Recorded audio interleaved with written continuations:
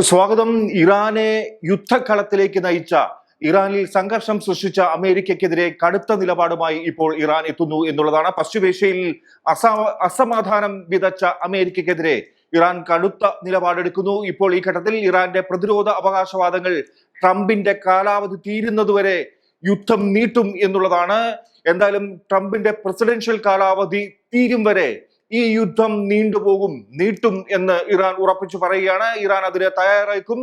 IRGC ഉപദേഷ്ടാവ് മുഹമ്മദ് റസ നഖ്വിയാണ് ഇക്കാര്യം ഇപ്പോൾ വ്യക്തമാക്കുന്നത്. കാരണം അനാവശ്യ യുദ്ധത്തിലേക്ക് നയിക്കുകയായിരുന്നു ഇറാനെ. അതുകൊണ്ട് തന്നെ ഇപ്പോൾ അമേരിക്ക സാമ്പത്തികമായി സൈനികമായി തകർന്നിരിക്കുന്ന ഒരു സാഹചര്യമാണ് എന്ന് ലോകരാജ്യങ്ങൾ മനസ്സിലാക്കുന്നുണ്ട്, ഇറാൻ മനസ്സിലാക്കുന്നുണ്ട്. അതുകൊണ്ട് തന്നെയാണ് ഈ ഘട്ടത്തിൽ തങ്ങൾക്കെതിരെ അനാവശ്യ യുദ്ധപ്പുറപ്പാട് നടത്തിയ, ആക്രമണം നടത്തിയ അമേരിക്കയ്ക്ക് വലിയ വില കൊടുക്കേണ്ടി വരും എന്നുള്ള അർത്ഥത്തിൽ തന്നെ ഈ യുദ്ധം നീട്ടിക്കൊണ്ടുപോകാൻ ഇറാൻ തീരുമാനമെടുക്കുന്നു എന്നുള്ളതാണ്. ഭാവിയിലെ ആക്രമണങ്ങൾ തടയുക എന്നുള്ളതാണ് ഇതുകൊണ്ട് ലക്ഷ്യമിടുന്നത്. ഇറാനെ ആക്രമിച്ചാൽ വലിയ വില നൽകേണ്ടി വരും എന്നുള്ള ശക്തമായ മുന്നറിയിപ്പ് ഇറാൻ ഇപ്പോൾ അമേരിക്കയ്ക്ക് നൽകുകയാണ്. ശത്രുവിൽ ഭയം സൃഷ്ടിച്ച് ശക്തമായ പ്രതിരോധ ശേഷി സ്ഥാപിക്കുകയാണ് ഇറാന്റെ ഇപ്പോഴത്തെ ലക്ഷ്യം. അതുകൊണ്ട് തന്നെ ട്രംപിന്റെ പ്രസിഡൻഷ്യൽ കാലാവധി അവസാനിക്കുന്നു അന്നുവരെ ഈ യുദ്ധം തുടരും. ട്രംപിനിത് വലിയ ബുദ്ധിമുട്ട് സൃഷ്ടിക്കുന്ന കാര്യമാണ്. അമേരിക്കയെ സംബന്ധിച്ച്, ട്രംപിനെ സംബന്ധിച്ച് ഇത് വലിയ വെല്ലുവിളി ഉണ്ടാക്കുന്ന കാര്യമാണ്. കാര്യം സൈനികമായി സാമ്പത്തികമായി തകർന്നു നിൽക്കുന്നു ഈ യുദ്ധ മുന്നണിയിൽ അമേരിക്ക. അതുകൊണ്ട് തന്നെ ഇനി ഈ യുദ്ധം നീണ്ടുപോകാൻ അമേരിക്ക ആഗ്രഹിക്കുന്നില്ല എന്നുള്ള ഈ ഘട്ടത്തിലാണ് ഇറാൻ ഈ യുദ്ധം നീട്ടിക്കൊണ്ടുപോകും എന്ന് തന്നെ പ്രഖ്യാപിക്കുന്നത്. എന്നാൽ അന്തിമ ലക്ഷ്യം ഇതുവരെ നേടിയിട്ടില്ല എന്ന് IRGC ഉപദേഷ്ടാവ് പറയുന്നു. അതുകൊണ്ട് തന്നെ അമേരിക്കയെ പരമാവധി ഇതുകൊണ്ട് ബുദ്ധിമുട്ടിക്കാൻ, പ്രയാസപ്പെടുത്താൻ, സമ്മർദ്ദം ചെലുത്താനൊക്കെ കഴിഞ്ഞിട്ടുണ്ട്. പക്ഷെ ഇത് കഴിഞ്ഞിട്ടില്ല, അവസാനിച്ചിട്ടില്ല എന്നുള്ള മുന്നറിയിപ്പ് തന്നെ ഇറാൻ ഈ ഘട്ടത്തിൽ നൽകുകയാണ്. അമേരിക്കൻ സൈന്യം പ്രതീക്ഷിച്ചതിനേക്കാൾ ദുർബലമെന്ന് ഇറാന്റെ വിലയിരുത്തൽ ഇതോടെ വന്നിരിക്കുന്നു. അമേരിക്ക ലോക പോലീസാണ്, ലോകരാജ്യങ്ങളെക്കാൾ കരുത്തരാണ്, സൈനികമായി കരുത്തലാണ്, സാമ്പത്തികമായി കരുത്തരാണ് എന്നൊക്കെ പറയുമ്പോഴും ഈ യുദ്ധത്തിലൂടെ, ഇറാനുമായുള്ള ഈ യുദ്ധത്തിലൂടെ ഇപ്പോൾ ലോകരാജ്യങ്ങൾക്ക് മുമ്പിൽ തെളിഞ്ഞിരിക്കുന്നു അമേരിക്ക അത്ര കരുത്തരല്ല എന്ന് തെളിഞ്ഞിരിക്കുന്നു. അതുകൊണ്ട് തന്നെ അവരെ കൂടുതൽ ദുർബലമാക്കാനുള്ള ശ്രമങ്ങളുമായി ഇറാൻ മുന്നോട്ട് പോകുന്നു എന്നാണ് ഇപ്പോൾ മനസ്സിലാക്കുന്നത്. യുദ്ധത്തിലൂടെ അമേരിക്കയുടെ സൈനിക ശേഷിയെക്കുറിച്ച് കൂടുതൽ അറിവ് നേടിയതായാണ് ഇപ്പോൾ ഇറാൻ വ്യക്തമാക്കുന്നത്. ഞങ്ങൾ വിക്ഷേപിക്കുന്നതിനേക്കാൾ കൂടുതൽ മിസൈലുകൾ ദിവസവും നിർമ്മിക്കുന്നു എന്നാണ് ഇറാന്റെ അവകാശവാദം. എത്ര മിസൈലുകൾ ഒരു ദിവസം വർഷിക്കുന്നു, അതിൽ കൂടുതൽ ഇറാൻ ആയുധങ്ങൾ, മിസൈലുകൾ നിർമ്മിച്ചു കൂട്ടുകയാണ് എന്നുള്ള അവകാശവാദം ഉന്നയിക്കുന്നു. അതുകൊണ്ട് തന്നെ അവരുടെ ആയുധ ശേഖരം കുറയുന്നില്ല, അവരുടെ പണിപ്പുര കുറയുന്നില്ല, ശോഷിക്കുന്നില്ല എന്നുള്ള സൂചന, വ്യക്തമായ അറിയിപ്പ് നൽകുകയാണ്. ഇറാന്റെ മിസൈൽ ശേഷിയെക്കുറിച്ചുള്ള അവകാശവാദം ഇത്തരത്തിൽ പോകുമ്പോൾ വർഷങ്ങളോളം യുദ്ധം തുടരാനുള്ള ശേഷി ഉണ്ട് ഇറാൻ ഇതുകൊണ്ട് അസന്നിഗ്ധമായി വ്യക്തമാക്കുകയാണ്.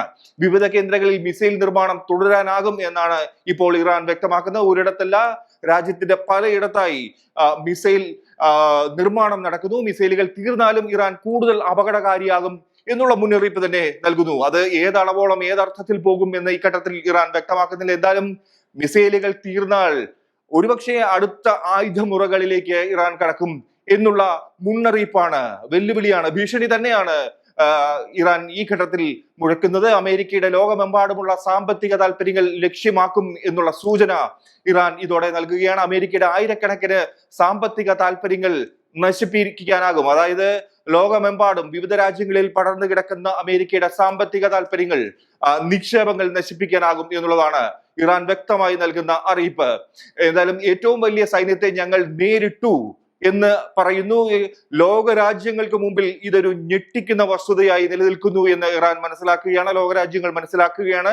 അമേരിക്കയെ തോൽപ്പിക്കാൻ ആർക്കും കഴിയില്ല എന്ന് പറയുന്നിടത്താണ് ഇപ്പോൾ ഇറാൻ അമേരിക്കയെ തോൽപ്പിച്ചു എന്ന് അവകാശപ്പെടുന്നത്. ഏറ്റവും വലിയ സൈന്യത്തെയാണ് ഞങ്ങൾ നേരിട്ടിരിക്കുന്നത് എന്ന് ഇറാൻ അസന്നിഗ്ധമായി പ്രഖ്യാപിക്കുകയാണ്. അമേരിക്കയ്ക്കും ഇസ്രായേലിനുമെതിരെ ഇറാൻ ശക്തമായി പ്രതിരോധിച്ചുവെന്ന് വിദേശകാര്യമന്ത്രി അബ്ബാസ് അറാഖ്ചി വ്യക്തമാക്കുന്നു. ട്രംപിന്റെ നിലപാടിൽ വലിയ മാറ്റമുണ്ടായി എന്നാണ് ഇറാൻ പറയുന്നത്. യുദ്ധത്തിന്റെ തുടക്കത്തിൽ അൺകണ്ടീഷണൽ സറണ്ടർ ആവശ്യപ്പെട്ട അമേരിക്ക പിന്നീട് ചർച്ചകൾ തേടി എന്നാണ് അറാഖ്ചി പറയുന്നത്. അവരുടെ പരാജയം അവിടെ മണത്തു. അമേരിക്ക പരാജയം അറിഞ്ഞു. വലിയ വെല്ലുവിളിയിലൂടെ സൈനിക വെപ്രാളങ്ങൾ നടത്തിയ അമേരിക്ക ഇപ്പോൾ ചർച്ചയ്ക്ക് വരുന്നു, ചർച്ചയ്ക്ക് യാചിച്ചു എന്നുള്ള തരത്തിലുള്ള പ്രഖ്യാപനങ്ങൾ, പ്രതികരണങ്ങൾ ഇറാന്റെ ഭാഗത്തുനിന്ന് വരികയാണ്. 20 ദിവസത്തിനകം കീഴടങ്ങൽ ആവശ്യപ്പെട്ടവർ ചർച്ചകൾക്കായി എത്തി എന്നാണ് ഇപ്പോൾ വിശേഷിപ്പിക്കുന്നത്. ട്രംപിനെതിരെ റാച്ചിയുടെ രൂക്ഷമായ പരിഹാസമാണ് ഇത്തരത്തിൽ വരുന്നത്. വെല്ലുവിളി നടത്തിയവർ അല്ലെങ്കിൽ ആക്രമിച്ച് കീഴടക്കുമെന്ന് പറഞ്ഞവർ ഇപ്പോൾ ചർച്ചയ്ക്കായി വരുന്നു എന്നുള്ള പരിഹാസമാണ് പറയുന്നത്. അതുകൊണ്ട് തന്നെ അമേരിക്കയെ തകർക്കാൻ കഴിഞ്ഞു, സൈനികമായി സാമ്പത്തികമായി തകർക്കാൻ കഴിഞ്ഞു എന്നുള്ള ആത്മവിശ്വാസം ഇപ്പോൾ ഇറാൻ പ്രകടിപ്പിക്കുകയാണ്. ഇങ്ങനെ പ്രതിരോധിക്കാൻ ഇറാന് കഴിയുമെന്ന് ആരും കരുതിയില്ല എന്ന് വിദേശ രാജ്യങ്ങളിലെ ഉദ്യോഗസ്ഥർ തന്നെ പ്രതികരിച്ചിട്ടുണ്ട് എന്ന് ഇറാൻ വ്യക്തമാക്കാൻ ശ്രമിക്കുകയാണ്. ഹോർമൂസ് കടലിടുക്ക് ഇപ്പോഴും പ്രധാന സമ്മർദ്ദ ആയുധമായി തന്നെ നിലനിൽക്കുന്നു. കപ്പൽ ഗതാഗതം തടസ്സപ്പെട്ടതോടെ ആഗോള എണ്ണവിലയിൽ സമ്മർദ്ദം തുടരുന്ന സാഹചര്യം തന്നെയാണ് ഉള്ളത്. സൈനിക ആക്രമണത്തിന് പകരം അമേരിക്ക സാമ്പത്തിക സമ്മർദ്ദത്തിലേക്ക് മാറി എന്ന് ഇറാൻ പറയുന്നു. സൈനിക ബലമല്ല, സാമ്പത്തിക ബലം തന്നെയായിരുന്നു വലുത്. പക്ഷെ ഇതിപ്പോ സാമ്പത്തിക ബലം അമേരിക്കയ്ക്ക് നഷ്ടപ്പെട്ടിരിക്കുന്നു.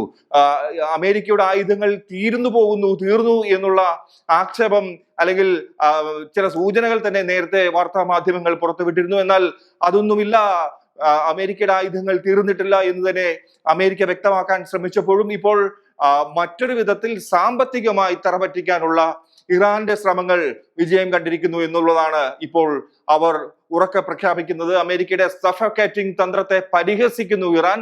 ഉപരോധങ്ങളിലൂടെ ഇറാനെ ശ്വാസം മുട്ടിക്കുകയാണെന്ന് ട്രഷറി സെക്രട്ടറി സ്കോട്ട് ബെസന്റ് പ്രസ്താവനയ്ക്ക് മറുപടി നൽകുന്നു. അമേരിക്കയ്ക്ക് നയതന്ത്രം സാധ്യമല്ല, ഉപരോധങ്ങളുടെ ആസക്തിയാണ് എന്നാണ് ഇറാൻ പരിഹസിക്കുന്നത്. ഒരു വിഷയമുണ്ടായാൽ, രാജ്യങ്ങൾ തമ്മിൽ ഒരു വിഷയമുണ്ടായാൽ നയതന്ത്ര ബന്ധത്തിലൂടെ, ചർച്ചകളിലൂടെ അത് പരിഹരിക്കാനല്ല അമേരിക്ക ശ്രമിക്കുന്നത്, ഉപരോധങ്ങൾ ഏർപ്പെടുത്തുകയാണ്. വീണ്ടും കടുത്ത ഉപരോധങ്ങൾ ഏർപ്പെടുത്തുന്നു. രാജ്യങ്ങൾ പ്രതികരിക്കുന്നതോടുകൂടി കൂടുതൽ ഉപരോധങ്ങളിലേക്ക് നീങ്ങുന്ന ഒരു നയമാണ് അമേരിക്ക ഇതുവരെ സ്വീകരിച്ചിരുന്നത്. എന്തായാലും അത് അഡിക്ഷനാണ്. ഉപരോധം അമേരിക്കയ്ക്ക് ഒരു ആസക്തിയാണ് എന്ന് കളിയാക്കുകയാണ് അല്ലെങ്കിൽ പരിഹസിക്കുകയാണ് ഇപ്പോൾ ഇറാൻ ചെയ്യുന്നത്. ഉപരോധം പരാജയപ്പെട്ടാൽ അമേരിക്ക ഡോസ് വർദ്ധിപ്പിക്കുന്നു, കൂടുതൽ ഉപരോധങ്ങളിലേക്ക് പോകുന്നു എന്നുള്ള കാര്യം അവർ മുന്നോട്ട് വയ്ക്കുന്നു. വാഷിംഗ്ടന്റെ നയത്തെ ഇത്തരത്തിലാണ് ഇറാൻ വിമർശിക്കുന്നത്. ഇത് ഇനി നയമല്ല, ശീലവും ആസക്തിയുമാണ് എന്ന് കളിയാക്കുന്നു അല്ലെങ്കിൽ പരിഹസിക്കുന്നു. അമേരിക്കൻ ഉപരോധ നയത്തിനെതിരെ ബക്കാപ്പിയുടെ വിമർശനം ഇങ്ങനെ പോകുന്നു. ഇറാന്റെ തുറമുഖ ഉപരോധം പിൻവലിക്കണം എന്ന് തന്നെയാണ് ശക്തമായ ആവശ്യം ഇറാൻ ഉന്നയിക്കുന്നത്. ഹോർമൂസ് പൂർണ്ണമായി തുറക്കാൻ ഇറാൻ മുന്നോട്ട് വയ്ക്കുന്ന പ്രധാന നിബന്ധനകൾ നമുക്കറിയാവുന്നതാണ്. അമേരിക്കൻ സേന പിന്മാറണമെന്നും യുദ്ധനഷ്ടത്തിന് നഷ്ടപരിഹാരം നൽകണമെന്നും ഇറാൻ ആവശ്യപ്പെടുകയാണ്. IRGC ബന്ധമുള്ള ഫണ്ടുകൾക്കെതിരെയും അമേരിക്കൻ ഉപരോധം ഇറാന്റെ സാമ്പത്തിക സമ്മർദ്ദം കൂടുതൽ ശക്തമാക്കുകയാണ് വാഷിംഗ്ടൺ. അങ്ങനെ ഇറാനെ സാമ്പത്തികമായി ശ്വാസം മുട്ടിക്കാൻ അമേരിക്ക ശ്രമിക്കുന്നുണ്ട്. ഒപ്പം അതൊന്നും വേണ്ട വിധത്തിൽ ഫലം കാണാത്ത സാഹചര്യമാണ്. അതിനെ മറികടന്നിപ്പോൾ അമേരിക്കയെ സാമ്പത്തികമായി ശ്വാസം മുട്ടിക്കാൻ ഇറാന് കഴിഞ്ഞു എന്നുള്ളതാണ്.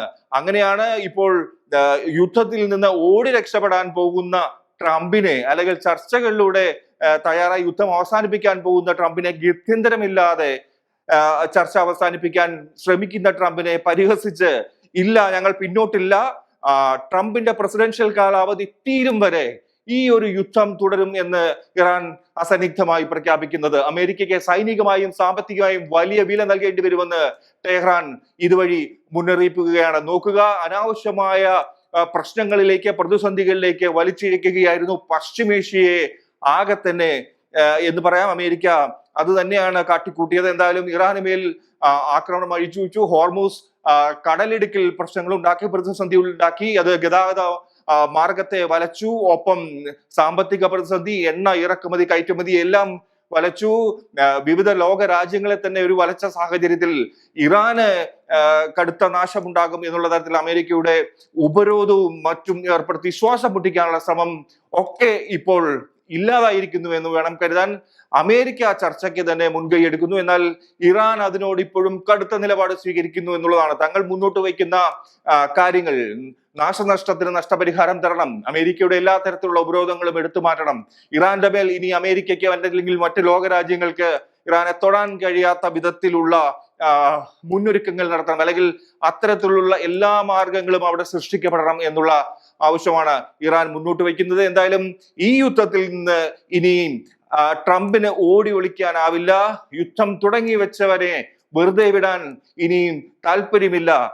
യുദ്ധം തുടർന്നുകൊണ്ടേയിരിക്കും, ട്രംപിന്റെ പ്രസിഡൻഷ്യൽ കാലാവധി വരെ ഈ യുദ്ധം തുടരും എന്ന് ഇറാൻ പറയുമ്പോൾ ട്രംപിനും അമേരിക്കയ്ക്കും കടുത്ത സാമ്പത്തിക സൈനിക വെല്ലുവിളിയാണ് ഈ ഒരു ഘട്ടത്തിൽ ഇറാൻ ഉയർത്തുന്നത്.